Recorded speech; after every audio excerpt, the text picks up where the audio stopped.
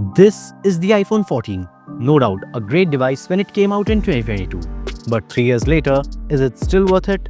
If you're thinking about buying the iPhone 14 in 2025, then watch this video till the end, because I'll be sharing my honest review after years of usage. Right off the bat, let's start with the performance. The iPhone 14 is powered by the A15 Bionic chip with a 6-core CPU, 4-core GPU and a 16-core neural engine. It's very capable even in 2025. For daily casual stuff, it runs as smooth as my latest iPhone, like the iPhone 15 or 16. It can even run games like PUBG or BGMI in high settings. There are no lags or frame drops, or excessive heating even after extended gaming sessions. Even for editing and exporting 4K videos, it still performs like a capable modern smartphone. So from the performance perspective, the iPhone 14 is still running pretty smoothly. As for the overall design, they are pretty similar to the later iPhones with a few noticeable differences.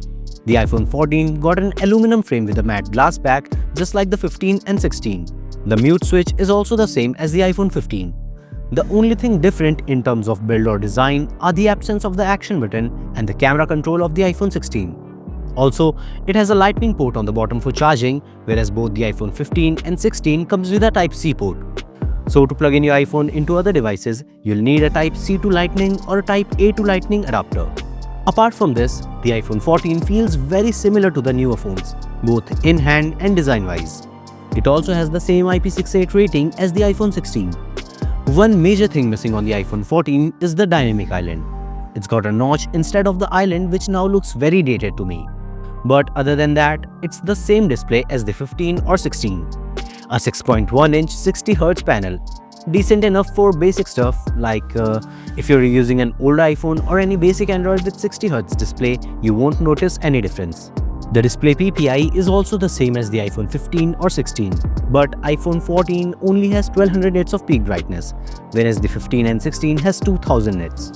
For content watching and playing games, it is still a good display. On the other hand, it's got a 12-megapixel camera with retina flash and 1.9 aperture, which is the same as the latest iPhone 16. iPhone 14 also rocks a dual camera setup on the back, just like the newer ones.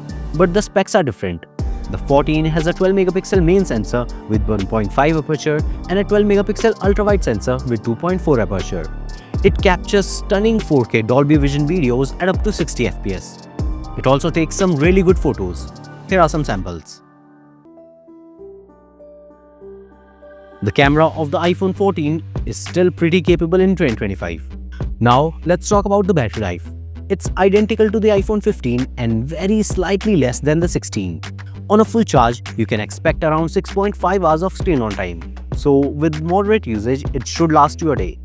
However, if you're getting a refurbished or used iPhone, then make sure that the battery health is over 85%.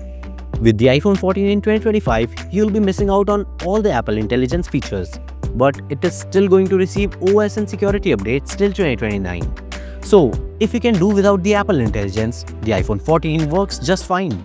Now, the price of the iPhone 14 keeps fluctuating a lot. Sometimes they are in the value buying zone, while other times they are very overpriced. So, if you're getting a good deal on it, say about $350 or below 50,000 INR, then it can be considered a good option. So, is the iPhone 14 still worth in 2025? Honestly, yes, but with a few conditions. If you're someone who doesn't care about having the latest features like the dynamic island, USB-C or Apple Intelligence, then the iPhone 14 still delivers excellent value. You're getting solid performance, a reliable camera system, a decent display and all the benefits of iOS updates for at least a few more years. However, make sure that you're getting it at the right price. If the cost is creeping too close to the iPhone 15 or 16, then it starts to lose its charm. But at around $350 or 50,000 INR, it is still one of the best iPhones you can buy without breaking the bank. Let me know in the comments, would you still buy the iPhone 14 today, or do you think it's too outdated? If this video helped you, then don't forget to like and subscribe for more videos like this. I'll see you in the next one.